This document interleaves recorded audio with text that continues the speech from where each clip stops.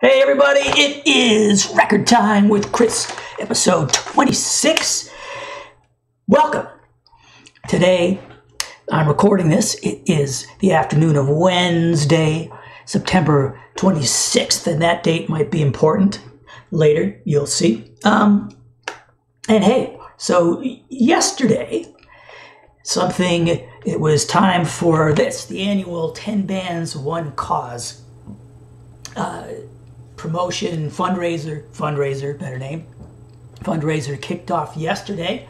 It's to go along with the, October being Breast Cancer Awareness Month, and 10 Bands, 1 Cause. All the bands that participate in that release an album on pink vinyl, and then so the proceeds of those goes to Gilda's Club NYC. And Gilda's Club is a cancer charity based in New York City, of course, as you can tell from the name, and it's in honor of Gilda Radner, the actress and comedian who sadly died of cancer.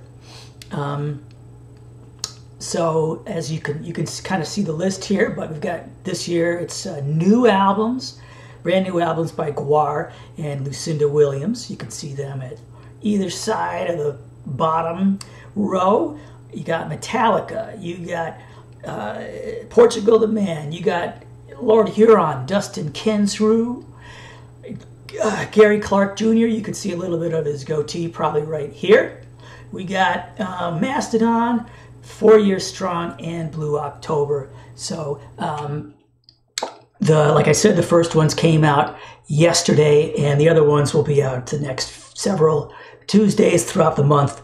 Well, right now, as I speak on Wednesday, there's a big pre-order right now blowing up. A little bit of a surprise. It's Black Dahlia Murder. There are 2 reissues coming out on colored vinyl, and Miasma is the big one, but they're both going to sell out very shortly.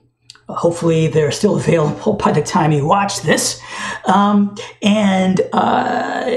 They're actually coming out on Black Friday, but they're not record store day releases, as you can probably guess, because I'm telling you to pre-order them.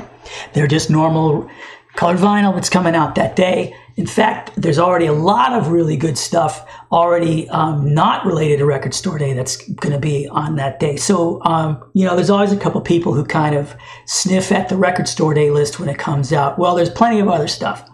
And the record store day list will be released. It's always like about 4 weeks, maybe 30 days before the event. And so it'll be the same day it was released last year and the year before. So probably like, I don't know when that is, but like it's the week of October 20th or maybe the following week. So we all just have to kind of cool out a little bit. We'll wait for it. Going to be some good stuff, I assume. And one thing that I'm just going to tell you right now, people like to get their hands on those things and maybe leak the releases here and there. I'm just going to say this, that none of those lists have been shared with the stores yet. So I'm going to suggest to all the distributors that they put a bunch of fake stuff in there. So when it leaks, just to kind of camouflage everything. So just telling you, don't believe the rumors. I mean, you can believe some of them, but don't believe them all. So what we're seeing, like with the Black Dahlia Murder pre-orders, is that a lot of the colored vinyl for metal, especially metal, is selling out before street date. And it's not just the, it's not just your enormous artists like Bowie and Beck and people like that who release colored vinyl and then boom, it's all gone in a matter of no time. Like Cradle of Filth, who obviously are, one of the big bands in the scene. But this is the indie exclusive version that they released last week. That's their new album, Cryptomania. And here's the cover. It's your typical Nuclear Blast, beautiful package with with no barcode on the back. They saved the barcode for the sticker, so you can throw it away with the shrink wrap, and you're all done. Creepy picture of the band on the inside, as usual.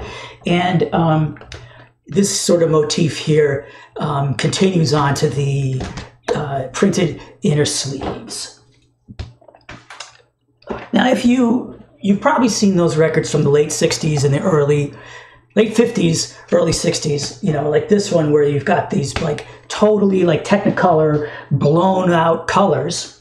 Well, Audio Fidelity has done a great job of capturing those. If you take a look at this Esquivel release that's coming up in about a month or so, Other Sounds, Other Worlds, and as you see, they've got the colors that are super vibrant, but you could probably tell from the glare, it's more of a glossy cover, so it actually makes it pop out more than some of the old records do, and you're not going to have that problem of the like plastic coating flaking off or kind of peeling off the way that other people had trouble with.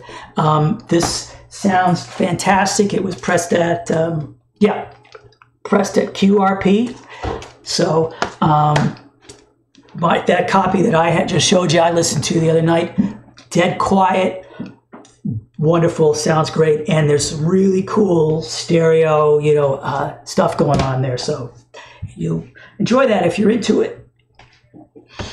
It's all right, totally different kind of music here. Marilyn Manson has a CD coming out next week, the 6th. And I haven't listened to this yet, actually, but what I did notice when I opened it up is the booklet is in the tray card, that replaces the tray card. It's underneath, and it's on really thin. Here, listen. I don't know if you can hear that, but it's on this thin, like airmail paper, rice paper kind of stock. That's something to look forward to. What do you want, another CD? Well, we'll do both. Okay, so there's a new label that's going through Sun Ra's archives with permission and licensing and all. They're called Cosmic Myth Records. And this was the first of their releases. It came out this summer. The Magic City is what this was. It also came out on CD. And if you got the Evidence CD in the early 90s, that was mono and really murky sounding. These are stereo issues with a couple expanded, got a couple extra tracks, great fantastic liner notes, and they've managed to clear up the sound significantly. It sounds like a normal studio recording right here. And you know, the Magic City, which is tricky because the song "The Magic City" is 26 minutes all on one side, but they managed to anyway, it sounds great, and not just like great in comparison to the crummy sounding CD before, but just really nice. They did it. It's impressive. Psyched. And My Brother the Wind, Volume 1, that's the orange and white one, was released on CD. That's already out. And the record is coming out later. And again, it's the same deal. They have found a couple other tracks and expanded it. So definitely check that one out. That's one of those ones where with Moog all over the place. A CD, which came out a few weeks ago. I want to just talk about this one for a sec. It's Steve Howe Anthology 2. And I just want to bring it to all you prog rock folks' attention. It's 3 discs, and I found disc 1 to be the most interesting. That's the one that covers from like 1963 up until, well, like up through GTR, which was one of his 80s bands, actually. But the best part is hearing the like first dozen tracks or so, as he started off in a band, like lots of people of his generation, playing in early 60s, like playing Chuck Berry covers, and then progressing through the British Invasion sound to psychedelia, and finally to Yes. And what you can hear, not only do you get the progression of what was happening in British rock and roll over that 10-ish year period, you also can hear him developing his style. There's a song on here where he really sounds like, he's obviously trying to sound like George Harrison, but he's already more fluid than George. And then he's always the best guy in every one of his bands, and up until Yes, and when you hear it all come together, and he's finally playing material and with other musicians that can take advantage of his stuff. And you got liner notes. He wrote some notes about every track, and he is apparently still pissed off about being mixed out of Yes Union. Now, let's look at this. Fifth Freedom. This is a Maine hard rock band. Really, really good. And I just want to point this out. This is a cool thing. You know, when they released their album on vinyl, the CD sold great earlier this year, and they just put the vinyl out about last month or so. But the pre-order was cool because you could see it's all, they autographed it. And this is a neat idea. They did, so you see how there's a red, blue, and gold motif here. Well, the records are red, blue, or gold, but you didn't know which one you were going to get till you bought it. And mine was gold, but other people got other colors. Now, I saved a really cool box set here for the end. This is coming out October 6th. It's this great John Lee Hooker, King of the Boogie box set. It's 5 discs. And speaking of discs, I want to point out that they figured out a way. They're in these little pockets here, but the nice thing is you can get them out without scratching the disc, but they are in there securely enough to not fall out on the floor when you take it off your shelf. Although I don't know what kind of shelf you're going to put this on because it's kind of a weird size. Great booklet, tons of photos, great essay, notes for every track, as much as exists, and great, fantastic thing. I mean, what can I say? He's awesome. He's awesome. And it covers, you know, his whole career from his very first recording. Oh, and by the way, you know,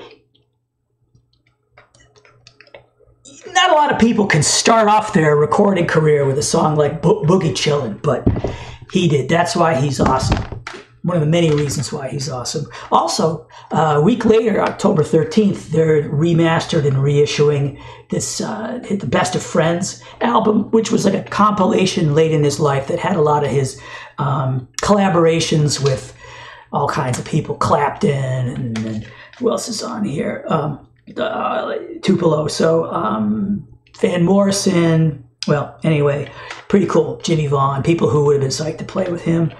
Really nice. This is a cool thing. And this is from a label you're probably going to want to keep your eyes on, Craft Recordings, which is like somehow part of that whole Concord music group thing where they've got access to like Stax and OJC and Prestige. So they've already done some really nice box sets of that stuff. There's a Sonny Rollins one coming up in the near future. They also have a Far Side box set coming up, so they're not limiting themselves to jazz. They've also got, they're handling all of REM's stuff now, so Out of Time, I think, is the next one that's coming out soon. So keep your eyes on them. So this Friday, Kadavar's new album comes out, and that's Kadavar with a K. Here's a picture of it, and what you see here is the orange with bone splatter vinyl. That's the indie exclusive, and well, obviously only available in the indie stores, but there's also going to be a bone colored record that's going to be in all stores, so you can kind of get your choice there. And there's, of course, CD, and I think they made a cassette as well. And if you're not familiar with them, they're awesome. Kind of, you know, one of those 70s influenced hard rock, kind of metal-y rock and roll bands with a lot of really good energy. And I have only had a chance to hear, like, the label sent over some MP3s of the album this morning. I've only been able to listen to it once while working, so I don't really have a good sense of it, but I'm a big fan of the band, and I can not wait to get to sit down with the record Friday and see what it's really all about. Because some of the comments that I've read, Lupus, the singer and guitar player, answered a bunch of questions on our Facebook page this week, and clearly he sees this album, or the band sees this album as side A and side B, and they've got an enormous record collection and seems like a really cool guy. So definitely get this one. Well, that'll do it. I'll see you next time, a couple weeks or whatever. And I'm going to start doing these more frequently when we get into October and the Black Friday Record Store Day releases start being announced, and there'll be more to talk about then. See ya.